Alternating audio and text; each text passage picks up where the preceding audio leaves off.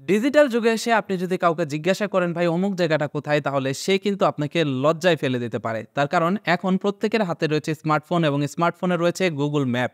এবং এই গুগল ম্যাপের মাধ্যমে আপনি কিন্তু যে কোনো জায়গাতে জিজ্ঞাসা না করেই যেতে পারবেন।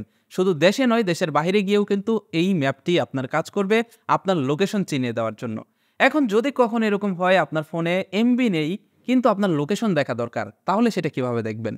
এইটার জন্য একটা সলিউশন রয়েছে। আজকের ভিডিওতে আমি আপনাদেরকে দেখাবো ইন্টারনেট ছাড়াও কিভাবে আপনি গুগল ম্যাপের লোকেশন দেখতে পারেন বা গুগল ম্যাপ ব্যবহার করতে পারেন। তো এবার শুরুতেই চলুন দেখা যাক যে কিভাবে আপনি অফলাইনে গুগল ম্যাপ ব্যবহার করতে পারেন। এর জন্য আপনি যেটা করবেন আপনার ফোনের গুগল ম্যাপটি ওপেন করবেন। ইন্টারনেট ছাড়া গুগল ম্যাপ ব্যবহার করার জন্য কিন্তু শুরুতে আগে ইন্টারনেট কানেকশন দিয়ে গুগল ম্যাপটি লগইন করতে হবে।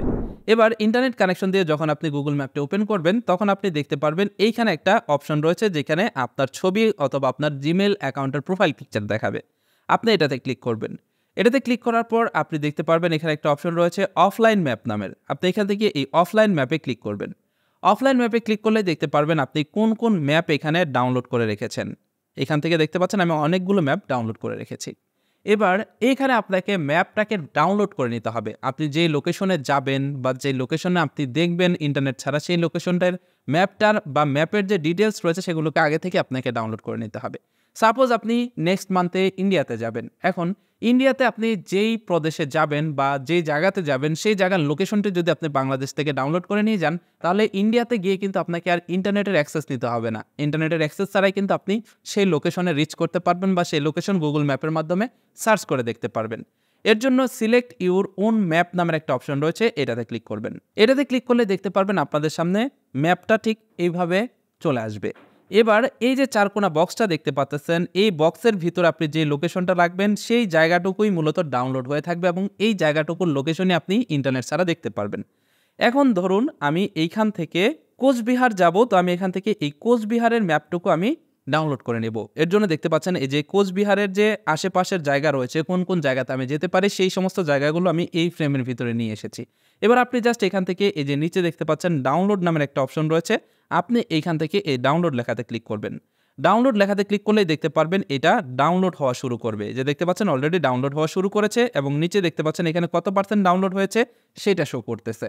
দেখতে পাচ্ছেন এখানে ম্যাপটা কিন্তু ডাউনলোড হয়ে গেছে। যে দেখতে পাচ্ছেন ম্যাপ কিন্তু এখানে ডাউনলোড হয়ে গেছে। এবার আপনি চাইলে এই ম্যাপের নামটা রিনেম করে লিখে দিতে পারেন। তো আমি এখানে লিখে দিলাম ইন্ডিয়া। ওকে, তো এবার যখন ম্যাপটা ডাউনলোড হয়ে যাবে তখন আপনি ম্যাপটার উপরে প্রেস করবেন। তো এখান থেকে আমি ইন্ডিয়াতে প্রেস করলাম। তারপর দেখতে পাচ্ছেন এখানে রয়েছে আপডেট নামের একটা অপশন। এবার আপনি এখান থেকে এই আপডেট লেখাতে ক্লিক করবেন। আপডেট লেখাতে ক্লিক করলে দেখতে পারবেন ম্যাপটা আপডেট হয়ে যাবে আপনার অফলাইন ম্যাপে। এবার আপনি যেটা করবেন আপনার ফোনের নেট কানেকশনটাকে অফ করে দিবেন। তো আমি এখান থেকে আমার নেট কানেকশনটা অফ করে দিলাম, দেখব যে ম্যাপটা কাজ করে কিনা।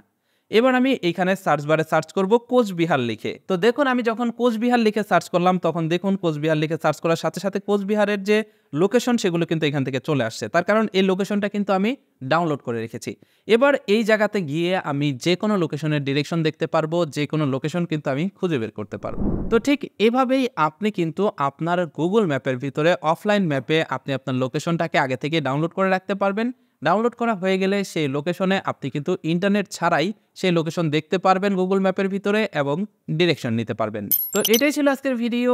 আশা করছি আপনারা বুঝতে পেরেছেন কিভাবে ইন্টারনেট ছাড়াও আপনি গুগল ম্যাপ ব্যবহার করতে পারেন। আপনি যদি আপনার গুগল ম্যাপের ভিতরে পুরো বাংলাদেশের ম্যাপটা ডাউনলোড করে রাখেন বা পুরো ওয়ার্ল্ডের ম্যাপটা ডাউনলোড করে রাখেন তাহলে কিন্তু পুরো ওয়ার্ল্ডে আপনি ভ্রমণ করতে পারবেন। কোনো প্রকারের ইন্টারনেট কানেকশন ছাড়াই আপনি গুগল ম্যাপ ব্যবহার করতে পারবেন ওয়ার্ল্ডের যে কোনো জায়গাতে গিয়ে।